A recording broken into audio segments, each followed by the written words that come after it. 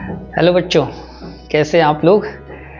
तो बोर्ड के एग्ज़ाम लगभग ख़त्म हो गए होंगे या ख़त्म होने वाले होंगे।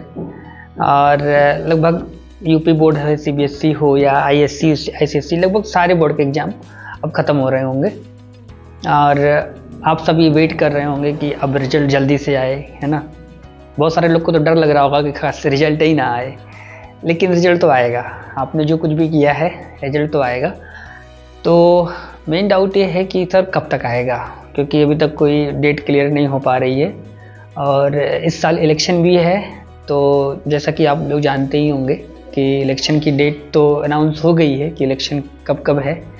और इलेक्शन की वजह से बच्चों इस बार थोड़ा सा असर पड़ेगा। रिजल्ट का जो मतलब टाइमिंग होता है वो थोड़ा चेंज होगा, क्योंकि लगभग अप्रैल के लास्ट वीक में या मई के फर्स्ट सेकंड वीक तक रिजल्ट आ जाता था, इसके पहले भी।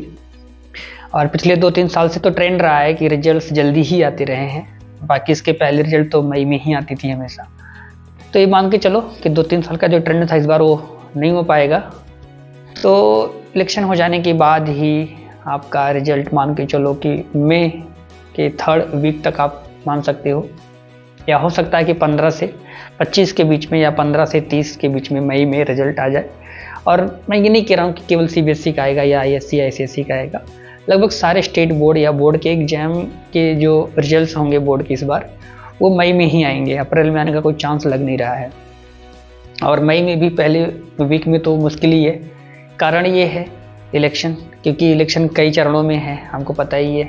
जब तक इलेक्शन ख़त्म नहीं हो जाएगा तब तक सारी मशीनरी गवर्नमेंट की इन्वॉल्व रहेगी, और उसमें टीचर्स भी इन्वॉल्व रहते हैं।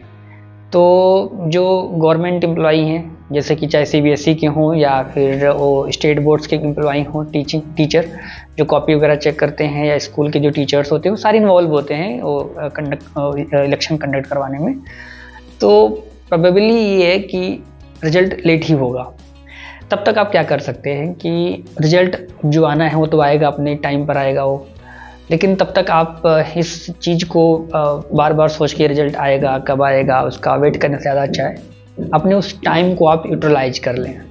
अभी आपके पास जो टाइम है, अभी बोर्ड एग्ज़ाम के ख़त्म होने के बाद अब 8 दिन 10 दिन हफ्ता भर बहुत होता है, आपने रिलैक्स कर लिया। अब आपको आपका जो नेक्स्ट टारगेट है उसकी तरफ आपको लग जाना चाहिए। जैसे आप में से बहुत लोग तैयारी कर रहे होंगे मेंस की, जेई मेंस की, बहुत लोग नीट की तैयारी कर रहे होंगे, या कुछ लोग प्लान कर रहे होंगे कि सर हम साल से स्टार्ट करने वाले हैं अभी। तो जो स्टार्ट करने वाले हैं तो बेटा आप कर दो स्टार्ट, क्योंकि आप ही की जैसे बहुत लोग ऑलरेडी स्टार्ट कर चुके हैं 1 साल पहले।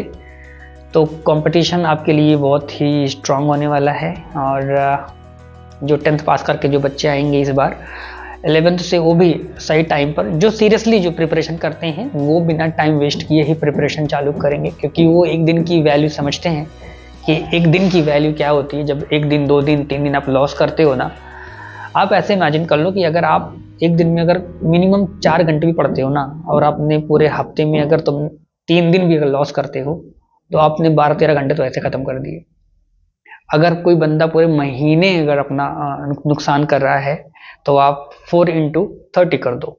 ठीक है, मैं 4 आवर्स इसलिए कह रहा हूँ, मिनिमम मैं मान कर चल रहा हूँ। लेकिन जो तैयारी करने वाले लोग हैं वो लगभग 6 घंटे 7 घंटे तो पढ़ते ही पढ़ते हैं मिनिमम।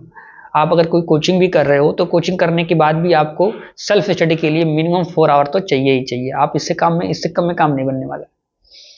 तो अगर आप लॉस कर रहे हो अपने टाइम का, तो फिर ये आपको आगे जाके दिक्कत करेगा। फिर वही होगा कि लास्ट टाइम पे आकर के पूरा प्रेशर ले लोगे, फिर 1 महीने में सारा कर डालेंगे, 15-15 घंटा पढ़ेंगे टाइप का, जो कि मैनेजेबल नहीं हो पाता ज़्यादातर। तो कोशिश करो कि अभी जो टाइमिंग मिला हुआ है उसी टाइमिंग को सही से यूटिलाइज करो, क्योंकि जब हमारे गोल बड़े होते हैं तो प्रिपरेशन हमें लंबी करनी पड़ती है और ज़्यादा करनी पड़ती है। तो कोशिश करो आप सब कि एग्ज़ाम के जो बोर्ड के रिजल्ट्स हैं वो तो होपफुली अच्छे ही आएंगे आप सबके। आपने जैसा भी एग्ज़ाम में करा होगा, होपफुली रिजल्ट सबके अच्छे आएंगे। और आगे आपको अपनी तैयारी के लिए लग जाना चाहिए।